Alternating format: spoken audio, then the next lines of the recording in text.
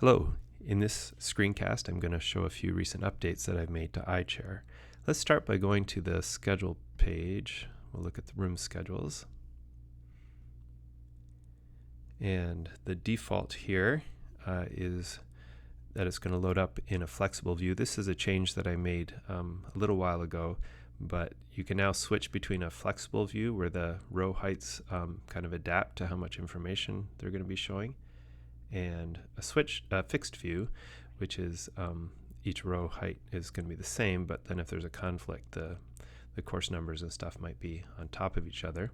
We'll go back to the flexible view here. Something that I added recently is the ability to dump this out as a PDF or print it directly. So now you can do that. You can stop that as well. This is kind of the default. Let's take a look at the summary page. So the summary page shows a summary of what your department is doing by hour of the day, and this can get kind of long. You can look at this in the printable view as well. So you could print this out to give to your department or something. This page also shows time conflicts, and by default now I'm hiding them. So if you want to see them, you can click on this to show it or to hide it. Okay, let's take a look at the schedule edits page next. So let's pretend we're doing schedule edits for J-term. So a few new things here. I've given the ability now to manually mark something as okay. So suppose there's a disagreement here, and for whatever reason you're okay with this disagreement, or you don't necessarily want to be reminded about it all the time. And so now you can manually mark it as okay, and it's just going to turn the exclamation mark green instead of orange. Few other updates. You can click on these question marks now for information about various topics. I've also added a little comment here just as a reminder that the notes for the registrar really should be things that you, for whatever reason, can't do with the normal controls. So for example, if you want to change instructor, you can use this to ask that the registrar change the instructor. That should not really be done here. You should do it with the controls. You can also add a note to yourself now. So this doesn't go to the registrar, but it's a note that you would see for this course, and then you can get rid of it if you want. Okay, one final thing here is that you can now delete an iChair course offering from the schedule edits page. So that's a new thing.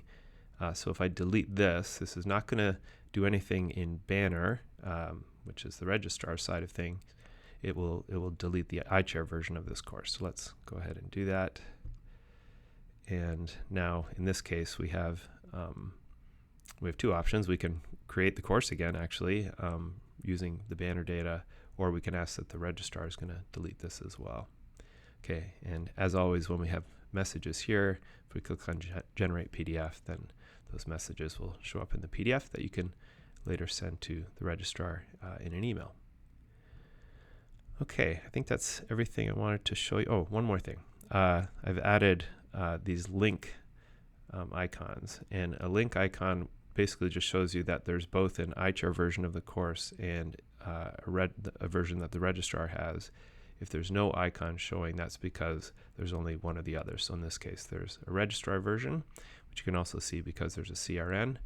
In this case, there's only an iChair version because it doesn't have a CRN, and there's information on the left. There's no information on the right where the registrar's information would show up. Okay, let's go take a look at some other things that have been added recently. So as many of you probably know, you can copy course offerings into the current academic year. This is the current year. You can copy them from a previous year.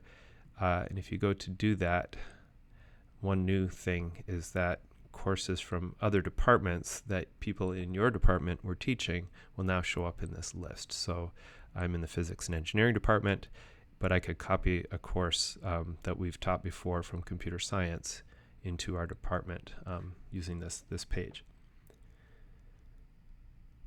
Okay, finally I want to show you something that I'm calling sandbox years. So when you click on academic year here, you can either change to a different academic year, or you can go to the sandbox years page. Sandbox years are basically, you can think of as being sort of off-grid academic years, so other departments won't see them. It's really just for you to kind of brainstorm ideas and that sort of thing. So let's go ahead and create a new one here. You can give them your own name. So let's call this 2023, 24 without one instructor. So suppose someone is retiring or leaving for some reason, and you want to brainstorm ideas for how to cover their load, for example. You can copy data into the sandbox year from an existing academic year, or you can just start with a sort of blank canvas. So let's copy data from a previous year. Okay, so now this sandbox year has been created. Here's the title that we gave it.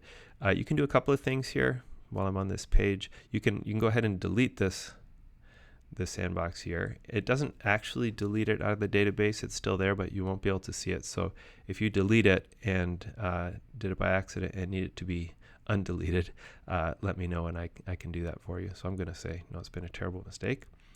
You can also edit this a little bit, so you can change the year here, or the name of it. You can also hide it.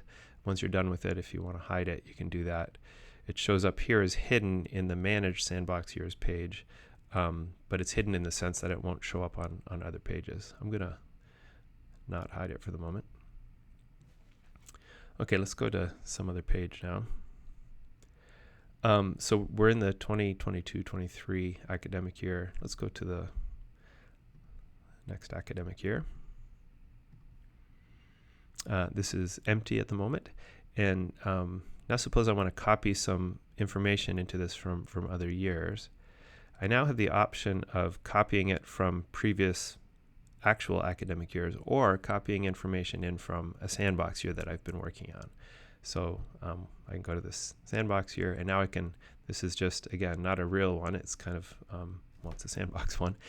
You can copy information from this, like course offerings and things, into the actual year that you're working on. When you're done working with it, like I said, you can just go back to it and now either hide it by clicking on Edit, or you can delete it altogether. But as I said, if you delete it by accident and you need it back, give me a shout and I can do that for you. Okay, that's about it for the update. Thanks.